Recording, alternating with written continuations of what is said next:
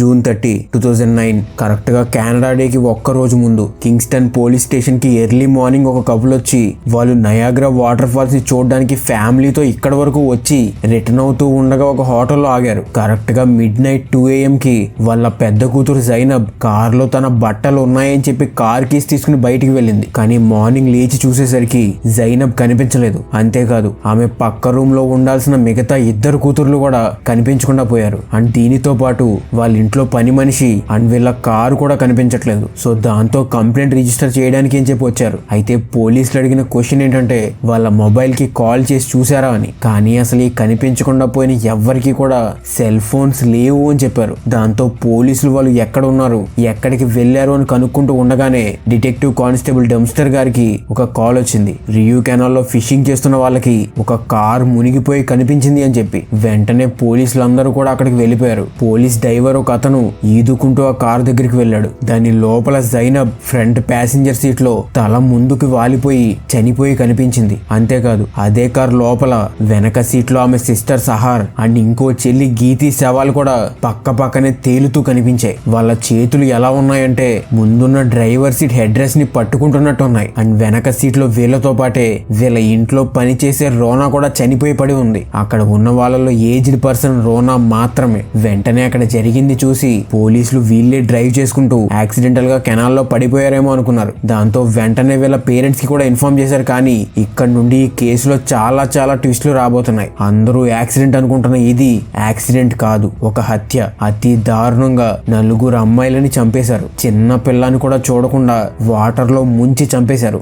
ఎవరు ఒకే ఫ్యామిలీలో ఇంతమందిని చంపేసింది, ఎందుకని చంపేశారు, చంపేసి ఎలా యాక్సిడెంట్ అని కవర్ చేయడానికి చూశారు, ఎలా పోలీసులకి ఇది హత్య అని తెలిసింది, ఎలా ఈ కేసుని సాల్వ్ చేశారు, ఎలా హంతకులు చేసిన ఒక చిన్న మిస్టేక్ వాళ్ళని పట్టించింది, ఎందుకని వీళ్ళ పేరెంట్స్ ని కూడా అరెస్ట్ చేశారు. ఇలా చాలా విషయాలు ఉన్నాయి వీడియోలో. సో ఎండ్ వరకు చూడండి. మీ అందరికీ కూడా చాలా చాలా థ్యాంక్స్. మీ అందరి సపోర్ట్ వల్ల రోజు రోజుకి గ్రో అవుతూ మన ఫస్ట్ టార్గెట్ 10K సబ్స్క్రైబర్స్ ని కంప్లీట్ చేసేసాం. ఈ చిన్నగా వేస్తున్న అడుగులు ఇలాగే కంటిన్యూ అవుతూ మన next target 50K subscribers reach అవ్వాలి అని. సో వీడియోస్ నచ్చితే సబ్స్క్రైబ్ చేసుకోండి అండ్ లైక్ చేసి షేర్ చేయడం మాత్రం మర్చిపోకండి. అది మీకు చిన్న లైక్ అవ్వచ్చు కానీ నాకు చాలా పెద్దది. అండ్ తెలుసుగా ఫస్ట్ వచ్చే 100 కమెంట్స్ కి ఖచ్చితంగా రిప్లై ఇస్తా. సో కమెంట్ చేసేయండి. ఇంకా లేట్ చేయకుండా లెట్స్ క్రాక్ ద కేస్.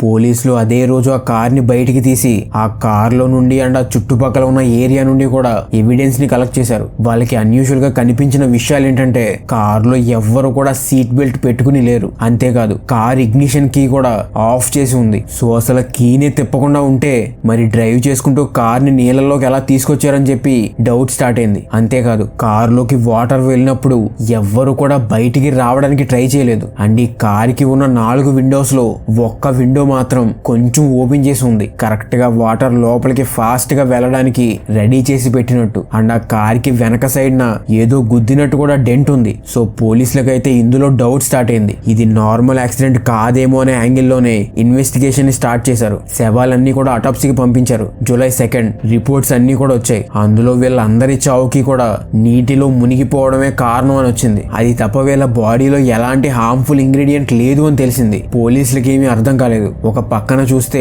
వీళ్ళ చావు యాక్సిడెంటల్ అని రిపోర్ట్స్ చెప్తున్నాయి. ఇంకో పక్కన కారు ఉన్న కండిషన్ చూస్తే ఎందుకో సింక్ అవ్వట్లేదు. సో అప్పటి వరకు బాధలో ఉన్నారులే అని చెప్పి ఈ ఫ్యామిలీని సరిగ్గా క్వశ్చన్ చేయలేదు. కానీ ఇప్పుడు వాళ్ళ దగ్గరికి వెళ్లి ఎంక్వైరీ చేయడం స్టార్ట్ చేశారు. వాళ్ళు కూడా జైనబ్ సరదాగా కారు తీసుకుని తన సిస్టర్ తో వెళ్లి ఉంటది, అప్పుడే అనుకోకుండా ఇలా జరిగి ఉంటది అని చెప్పారు. కానీ పోలీసులకి ఇందులో డౌట్స్ ఉన్నాయి. ఏంటంటే ఒకవేళ ముగ్గురు కూడా టీనేజ్ పిల్లలు కాబట్టి ఆ టైంలో తెలియక కారు తీసుకుని వెళ్లారు అనుకుందాం. మరి ఎందుకని వాళ్ళతో పాటు 52 ఏళ్ల రోనా కూడా ఉంది. సో పోలీసులకి సస్పెషన్ ఇంకా పెరిగింది. ఈ ఫ్యామిలీ ఏమైనా దాస్తున్నారేమో అని చెప్పి డౌట్ కూడా వచ్చింది. అయితే క్రైమ్ సీన్ లో వీళ్ళకి కొన్ని గ్లాస్ ముక్కలు దొరికాయి. అవి ఏంటివి అని టెస్ట్ చేస్తే అవి ఒక కార్ హెడ్ లైట్ వి అని తెలిసింది. అండ్ చూస్తే అవి ఆ నిసాన్ కార్ తో మ్యాచ్ అవ్వలేదు. సో ఈ సీన్ లో వాళ్ళకి ఇంకో కార్ కూడా ఉంది అని కన్ఫర్మ్ అయింది. ఎగ్జాక్ట్ గా ఇదే టైంలో పోలీసులకి తెలిసిన ఇంకో షాకింగ్ విషయం ఏంటంటే ఈ ఇన్సిడెంట్ జరిగిన అదే రోజు రాత్రి ఈ ఫ్యామిలీకి సంబంధించిన ఒక white white colour SUV car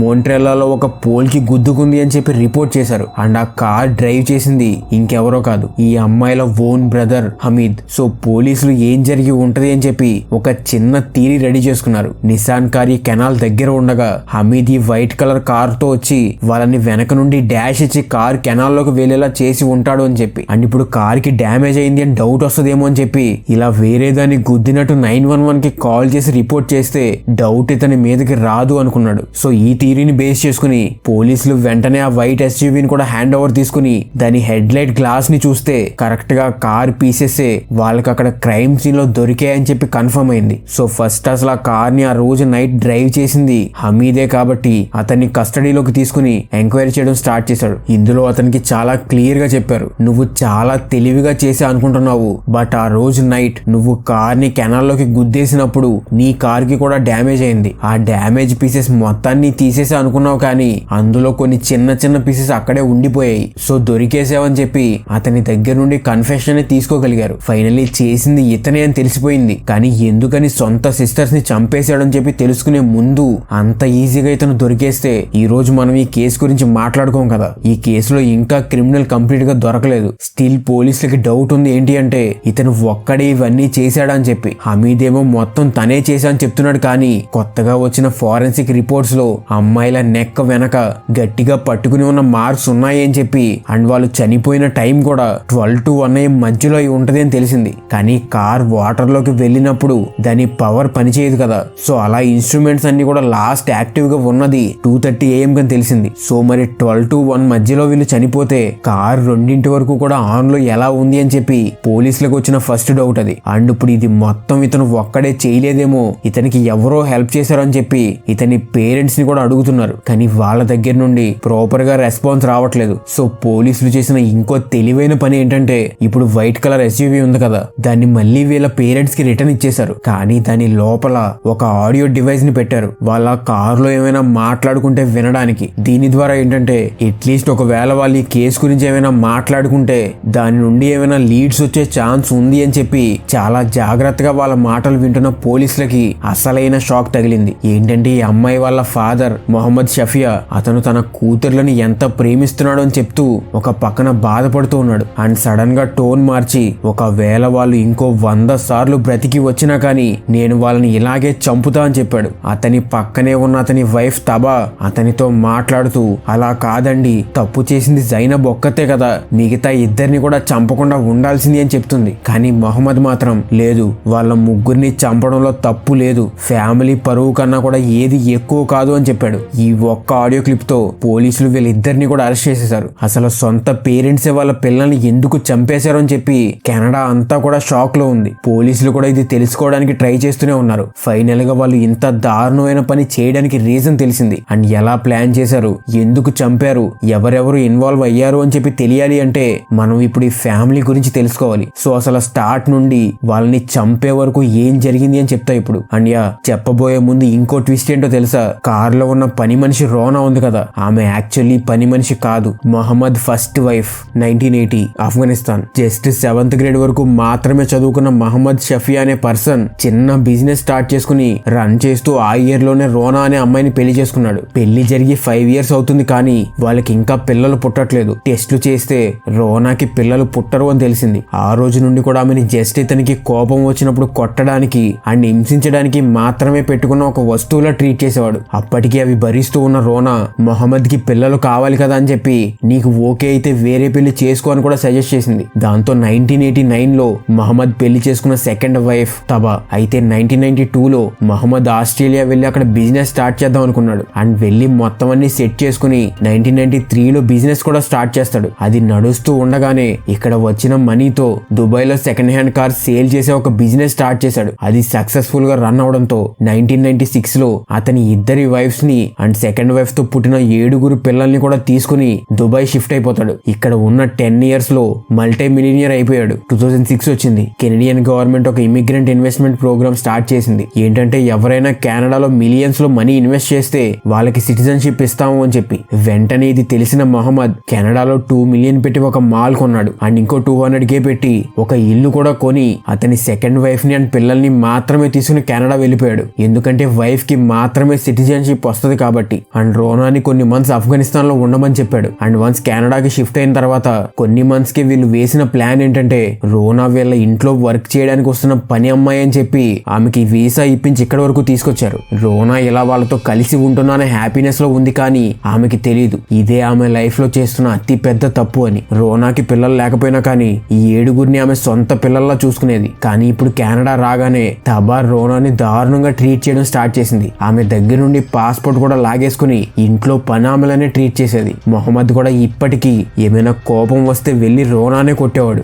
అయితే ఇప్పుడు రోనా ఒక్కతే కాదు ప్రాబ్లం లో ఉన్నది. అప్పటి వరకు కూడా చాలా కన్సర్వేటివ్ గా పెరిగిన వీళ్ళ ముగ్గురు అమ్మాయిలు కూడా ఇప్పుడు చుట్టూ ఉండే వాళ్ళని చూసి వెస్టర్న్ కల్చర్ వైపు మారిపోతూ ఉన్నారు. ఈ విషయం మొహమ్మద్ కి అస్సలు ఇష్టం లేదు. ఎందుకంటే వీళ్ళకి ఎప్పటికైనా కానీ ఆఫ్ఘనిస్తాన్ లోనే పెళ్లి చేయాలి అని అతను ఫిక్స్ అయ్యాడు. సో ఇప్పుడు వీళ్ళు మోడర్న్ గా ఉంటే ఎవరు చేసుకోరు అని చెప్పి వీళ్ళని రిస్ట్రిక్ట్ చేయడం స్టార్ట్ చేశాడు. కానీ ఈ ముగ్గురు ఆడపిల్లలు 17 ఏళ్ల జైనబ్, 15 ఏళ్ల సహార్ అండ్ 11 ఏళ్ల గీతి ఇంట్లో ఉన్నప్పుడు పద్ధతిగా డ్రెస్ వేసుకునే వాళ్ళు, కానీ బయటికి వెళ్ళగానే మోడర్న్ డ్రెస్ లోకి మార్చేసుకునే వాళ్ళు. ఇది ఇలాగే కంటిన్యూ అవుతున్న టైంలో కరెక్ట్ గా జైనబ్ కి 18 ఇయర్స్ రాగానే 2008 వ్యాలంటైన్స్ డే రోజు ఆమెకి ఫ్రెండ్ అయిన పాకిస్తానీ పర్సన్ అమర్ ఆమెకి ప్రపోజ్ చేశాడు. ఆమె కూడా యాక్సెప్ట్ చేసేసింది. కానీ వీళ్ళు చదివే అదే హై స్కూల్లో జైనబ్ వాళ్ళ అన్నయ్య హమీద్ కూడా చదువుతున్నాడు. అండ్ అతను ఆమెని ఒక కంట కనిపెడుతూనే ఉండేవాడు. దాంతో కొన్ని రూల్స్ పెట్టుకున్నారు. ఏంటంటే స్కూల్ బయట వాళ్ళు కలిసేవాళ్ళు, కానీ స్కూల్ లోపల మాత్రం అసలు ఒకరికొకరు పరిచయం లేనట్టే ఉండేవాళ్ళు. అయితే జైనబ్ బిహేవియర్ లో చేంజెస్ చూసి హమీద్ కి డౌట్ స్టార్ట్ అయింది. దాంతో అమర్ అండ్ జైనబ్ కలవడం కంప్లీట్ గా తగ్గించేశారు. కానీ 2008 మధ్యలో ఉండగా వీళ్ళ పేరెంట్స్ ఇద్దరు కూడా పని మీద దుబాయ్ వెళ్లారు. సో ఇప్పుడు ఇంట్లో అడిగే వాళ్ళు లేరు అని చెప్పి అందరూ ఎవరికి ఇష్టం వచ్చినట్టు వాళ్ళు ఉండేవాళ్ళు. హమీద్ తన గర్ల్ ఫ్రెండ్స్ తో బయట తిరుగుతూ ఉంటే జైనబ్ తన బాయ్ ఫ్రెండ్ ని కలుస్తూ ఉండేది. కానీ ఒక రోజు అయితే డైరెక్ట్ గా ఇంటికి పిలిచేసింది. కానీ ఆమెకి తెలియని విషయం ఏంటంటే ఇది మొత్తం కూడా హమీద్ వేసిన ప్లాన్. ఆమెని పట్టుకోవడానికి అతను ఇంట్లో నుండి బయటికి వెళ్ళినట్టు యాక్ట్ చేసి ఇంటికి దగ్గరలో ఉన్న వేరే ఇంటి నుండి మొత్తం చూస్తూ ఉన్నాడు. అమర్ రావడంతో ఇద్దరు కూడా దొరికిపోయారు. దాంతో హమీద్ ఈ విషయం వాళ్ళ ఫాదర్ కి కూడా చెప్పి ఇంటి కంట్రోల్ అంతా కూడా అతనే తీసుకున్నాడు. జైనబ్ ని స్కూల్ మానిపించేసి మొబైల్స్ అన్ని లాగేసుకుని ఇంట్లోనే కూర్చోబెట్టాడు. ఈవెన్ జైనబ్ తన రూమ్ నుండి బయటికి రావాలన్నా కానీ అతని పర్మిషన్ తీసుకునే రావాలి అని చెప్పి రూల్ పెట్టాడు. ఇప్పుడు ఒక ఇన్సిడెంట్ జరిగింది కాబట్టి మిగతా సిస్టర్స్ ని కూడా డౌట్ గా చూడడం స్టార్ట్ చేశాడు. అప్పుడే తెలిసింది సహార్ కి కూడా రికార్డో అనే బాయ్ ఫ్రెండ్ ఉన్నాడు అని చెప్పి. వెంటనే హమీద్ ఆమెని కొట్టి ఇంట్లో కూర్చోబెట్టి మొహమ్మద్ కి కాల్ చేసి జరిగింది మొత్తం చెప్పేసరికి మొహమ్మద్ దుబాయ్ నుండి వచ్చేసాడు. సహార్ ని కొడుతూ ఉండగా తబా వచ్చి ఆపి ఈమెను కాదు కొట్టాల్సింది, మొత్తం చేసింది జైనబ్, ఆమె అలా చేయడం వల్లే ఆమెని చూసి సహార్ ఎలా రాంగ్ వేలో వెళ్ళింది అని చెప్పి ఆపడానికి ట్రై చేసింది. దాంతో ఇద్దరిని కూడా స్కూల్ మానిపించేసి ఇంట్లోనే కూర్చోబెట్టారు. దాంతో స్కూల్ వాళ్ళకు కూడా డౌట్ వచ్చి ఎందుకు ఏంటి అని అడిగితే వీళ్ళు సరిగ్గా సమాధానం చెప్పలేదు. దాంతో వీళ్ళ ఇద్దరిని ఫ్యామిలీ వాళ్ళు హెరాస్ చేస్తున్నారు అని చెప్పి స్కూల్ వాళ్ళే కంప్లైంట్ ఇవ్వడంతో సోషల్ సర్వీస్ వాళ్ళు వీళ్ళ ఇంటికి ఇన్స్పెక్షన్ కోసం వచ్చారు. అప్పుడు సహార్ అండ్ జైనబ్ వాళ్ళకి జరిగింది చెప్తూ ఉండగా అక్కడికి మొహమ్మద్ వచ్చాడు. దాంతో ఈ అమ్మాయిలు మాట మార్చేసి అలాంటిది ఏమీ లేదు, మేం చాలా నార్మల్ గా ఉన్నామని అబద్ధం చెప్పారు. కొన్ని సోర్సెస్ ప్రకారం అయితే మొహమ్మద్ వాళ్ళకి డబ్బులు ఇచ్చి రిపోర్ట్ మార్పించాడు అని చెప్తారు. మరి ఎగ్జాక్ట్ గా ఏం జరిగింది అని ఇప్పటికీ తెలియదు. అయితే హమీద్ ఇప్పుడు మిగతా నలుగురి గురించి కూడా కనుక్కోవడం స్టార్ట్ చేశాడు. మూడో అమ్మాయి గీతి బ్యాగ్ లో లవ్ లెటర్స్ ఏమైనా ఉన్నాయేమో అని వెతుకుతూ ఉండగా అతనికి ఒక లెటర్ దొరికింది. కానీ అది లవ్ లెటర్ కాదు, గీతి ఫాస్టర్ హోమ్ కి రాసిన ఒక లెటర్. అది అంటే అనాథాశ్రమానికి ఆమెని తీసుకెళ్లమని చెప్పి రాసిన లెటర్. దాంతో గీతిని కూడా స్కూల్ మానిపించేశారు. అయితే 1 ఇయర్ తర్వాత జైనబ్ అమర్ ని కాంటాక్ట్ అయింది. ఇంట్లో నుండి ఎక్కడికైనా వెళ్లిపోదామని చెప్పి అడిగింది, కానీ అమర్కి జాబ్ లేదు. సో జైనబ్ ఏం చేసింది అంటే ఇంట్లో నుండి పారిపోయి ఒక ఉమెన్ షెల్టర్ లో ఉంటూ అమర్ ని కలుస్తూ ఉండేది. అయితే ఇప్పుడే ఫస్ట్ టైం తబా హమీద్ దగ్గరికి వచ్చి ఫ్యామిలీ పరువు కోసం కావాలి అంటే జైనబ్ ని చంపేద్దామని చెప్పింది. అండ్ ఫ్యామిలీ మొత్తం కూడా జైనబ్ ని అమర్కిచ్చి పెళ్లి చేస్తాం, ఇంటికి వచ్చి అని చెప్పి బ్రతిమాలారు. తబా అయితే ఆ షెల్టర్ దగ్గరికి కూడా వెళ్లి ఏడుస్తూ అడిగింది. దాంతో జైనబ్ ఇంటికి వచ్చేసింది. అండ్ ఇచ్చిన మాట ప్రకారం 2 వీక్స్ లోనే ఎంగేజ్మెంట్ కూడా చేశారు. కానీ జరిగిన 24 అవర్స్ కే జైనబే వచ్చి అమర్ తో పెళ్లి క్యాన్సిల్, నన్ను ఎప్పుడూ కలవకు అని చెప్పి వెళ్ళిపోయింది. మరి హమీద్ ఏమని బెదిరించాడో తెలియదు, కానీ చాలా భయపడిపోయింది. ఇప్పుడు జైనబ్ ఇంట్లోనే ఉంటుంది, ఎక్కడికి వెళ్ళట్లేదు. హమీద్ కి మాత్రం కోపం తగ్గట్లేదు. ఇంకో పక్కన మహమ్మద్ కి భయం స్టార్ట్ అయింది. ఈ విషయం అందరికీ తెలిస్తే మిగతా కూతుర్లకు పెళ్లిళ్ళు కావేమో అని చెప్పి. అప్పుడు మళ్ళీ సెకండ్ టైం తబా జైనబ్ ని చంపేద్దామని చెప్పి ఐడియా ఇచ్చింది. ఈసారి మహమ్మద్ అండ్ హమీద్ కూడా ఒప్పుకున్నారు. ఎగ్జాక్ట్ గా ఇన్సిడెంట్ జరగడానికి కొన్ని రోజుల ముందు వీళ్ళ సెర్చ్ హిస్టరీ ఏంటో తెలుసా? దగ్గరలో ఉన్న వాటర్ బాడీస్ ఏంటి, ఎవరినైనా చంపి చంపేసి ఎలా దొరకకుండా ఉండాలి, జైల్లో ఉంటూ రియల్ ఎస్టేట్ వ్యాపారం చేయొచ్చా అని చెప్పి ఫైనల్ గా ప్లాన్ రెడీ చేసుకున్నారు. నయాగ్రా ఫాల్స్ కి ట్రిప్ కి వెళ్దామని చెప్పి అందరూ స్టార్ట్ అయ్యారు. వీళ్ళ ఇంట్లో ఆల్రెడీ అందరికీ సరిపోయే ఒక మినీ వ్యాన్ ఉన్నా కానీ కావాలి అని చెప్పి 2 కార్స్ లో వెళ్లారు. ట్రిప్ కంప్లీట్ చేసుకుని రిటర్న్ వస్తున్నారు. నిసాన్ కార్ ని తబా డ్రైవ్ చేస్తుంది. అందులోని ఈ 3 అమ్మాయిలు అండ్ రోనా కూడా ఉన్నారు. ఈ కింగ్స్టన్ మిల్స్ దగ్గరలో ఉండగా తబా కార్ ఆపి కిందకి దిగింది. అప్పటి వరకు తబాకి కేవలం జైనబ్ ని మాత్రమే చంపుతున్నామని చెప్పారు. కానీ మహమ్మద్ అండ్ హమీద్ కార్ దిగి ఒక్కసారికి నిసాన్ కార్ ని తొయ్యడానికి చూశారు. కానీ అక్కడ ఎత్తుగా ఉండడం వల్ల కార్ కదలలేదు. దాంతో మహమ్మద్ ఎస్యూవీ డ్రైవింగ్ సీట్ లోకి ఎక్కి నిసాన్ కార్ ని గుద్దేసి కెనాల్ లో పడేశారు. హమీద్ అక్కడ పడిన గ్లాస్ ముక్కలన్నింటినీ ఏరుకుని కార్ లో వేసి పేరెంట్స్ ఇద్దరిని కూడా హోటల్ దగ్గర దించేసి అతను ఈ ఎస్యూవీ వేసుకుని వేరే చోటుకు వెళ్ళాడు. అక్కడ యాక్సిడెంట్ అయింది అని చెప్పి నమ్మించడానికి. ఇలా వీళ్ళు ప్లాన్ చేసి చంపేసినట్టు పోలీసులు కనిపెట్టారు. కానీ ఇంకా స్టోరీ అవ్వలేదు. ఓన్లీ జైనబ్ ని మాత్రమే చంపుతున్నాం అని చెప్పారు అని చెప్పి తబా తన కన్ఫెషన్ లో చెప్పింది. వీళ్ళందరి కన్ఫెషన్ వీడియోస్ మన టెలిగ్రామ్ ఛానల్లో పెట్టా, ఒకవేళ టైం ఉంటే వెళ్ళి చూడండి. అయితే పోలీసులు చెప్పేది ఏంటంటే ఈ 3 పిల్లల్ని అండ్ రోనాని కూడా ముందే అతి దారుణంగా ఏదో వాటర్ లో ముంచి ఊపిరాడకుండా చేసి చంపేసి తర్వాత వాళ్ళ శవాల్ని కారులో పెట్టుకుని తబా డ్రైవ్ చేసుకుంటూ వెళ్తే వెనక ఎస్యూవీలో మహమ్మద్ అండ్ హమీద్ ఫాలో అయ్యి ఈ ప్లేస్ లో కార్ ని తోసి ఇక్కడ యాక్సిడెంటల్ గా చనిపోయినట్టు క్రియేట్ చేశారు. అందుకే కార్ ఆగి ఉన్నా మిగతా వాళ్ళు కిందకి దిగలేదు అండ్ కార్ లో నుండి ఎస్కేప్ అవడానికి కూడా ట్రై చేయలేదు. సో ఆల్రెడీ ఈ 4 చంపే ప్రాసెస్ లో తబా కూడా ఇన్వాల్వ్ అయి ఉంది. ఆమె చేతులారా వాళ్ళ పిల్లల్ని నీటిలో ముంచి చంపేస్తుంటే పక్కనే ఉంది. అండ్ ఈవెన్ ఈమె కూడా ఒకరిని చంపింది అని చెప్తారు. అండ్ ఈ అమ్మాయిల్ని చంపడానికి రీజన్ ఉంది. మరి రోనాని ఎందుకు చంపారు అంటే ఈ పిల్లల్ని ఇలా తయారు చేసింది రోనానే అని చెప్పి వీళ్ళు అనుకుని ఆమెను కూడా చంపేశారు. ఫైనల్ గా కేసు సాల్వ్ అయింది. 3కి కూడా 25 years జైలు సెంటెన్స్ వేసింది కోర్టు. పరువు కోసం అండ్ వాళ్ళ కల్చర్ ని ఫాలో అవ్వట్లేదు అని ఒకే ఒక్క కారణంతో 3 కూతుర్లని చంపడం అంటే వాళ్ళు అసలు మనుషులు కాదు. అఫ్ కోర్స్ మనం ఎక్కడి నుండి వచ్చాము, మన కల్చర్ ఏంటి అని చెప్పి ఖచ్చితంగా గుర్తుపెట్టుకోవాలి అండ్ ఫ్యూచర్ జనరేషన్స్ కి దాన్ని పాస్ చేయాలి. కానీ ఇలా మనుషుల్ని చంపి మాత్రం కాదది. మీరేమనుకుంటున్నారు ఈ కేసు గురించి? ఇలా కల్చర్ కోసం కూతుర్లని చంపడం కరెక్టా, లేకపోతే వాళ్ళని కూర్చోబెట్టి చెప్పడం ఆర్ ఇనీషియల్ గా మారుతున్నప్పుడే అబ్జర్వ్ చేసి నేర్పించడం కరెక్టా? మీ కమెంట్స్ ఏంటి దీని మీద? అండ్ కల్చర్స్ ని ఫాలో అవ్వాలి కానీ పిల్లల్ని చంపుకునే అంత కాదు. వీడియోని ఇక్కడ వరకు చూశారు అంటే మీకు నచ్చిందని అనుకుంటున్నా. సబ్స్క్రైబ్ చేస్తారని కోరుకుంటున్నా అండ్ లైక్ చేసి కమెంట్ చేయడం మర్చిపోకండి. మీ సపోర్ట్ కి చాలా చాలా థ్యాంక్స్. ప్రతి ఒక్కరు కూడా ఇది మన ఛానల్ అనుకుని సపోర్ట్ చేస్తున్నారు. Thanks for the love. And మీకు దగ్గరగా ఉండడానికి ఫస్ట్ వచ్చే 100 కమెంట్స్ కి ఖచ్చితంగా రిప్లై ఇస్తా. సో వెంటనే కమెంట్ చేసేయండి. అండ్ ఈ కేస్ కి సంబంధించిన ఒరిజినల్ ఇమేజెస్ అండ్ ఇక్కడ పెట్టకూడని లింక్స్ ఏమైనా ఉంటే అవి మన టెలిగ్రామ్ ఛానల్లో పెడతా. సో దాని లింక్ ని కింద డిస్క్రిప్షన్ లో మెన్షన్ చేస్తా, చెక్ చేసి జాయిన్ అవ్వండి. అండ్ ఒకవేళ మీకు స్టాక్ మార్కెట్ అంటే ఇంట్రెస్ట్ ఉండి నేర్చుకోవాలి అనుకుంటే నేను స్టాక్ మార్కెట్ మీద బుక్స్ రాశాను. అవి అమెజాన్ లో ఈ book and physical book formats లో అవైలబుల్ గా ఉన్నాయి. లింక్స్ కింద కమెంట్స్ లో పిన్ చేసి పెట్టా, చెక్ చేసి నీడ్ ఉన్న వాళ్ళు తీసుకోండి. అండ్ ఇలాంటి వీడియోస్ నచ్చితే మన ఛానల్లో ఇంకా ఉన్నాయి, ఒక లుక్ వేయండి. మళ్ళీ కలుద్దాం ఇంకో కేసుతో.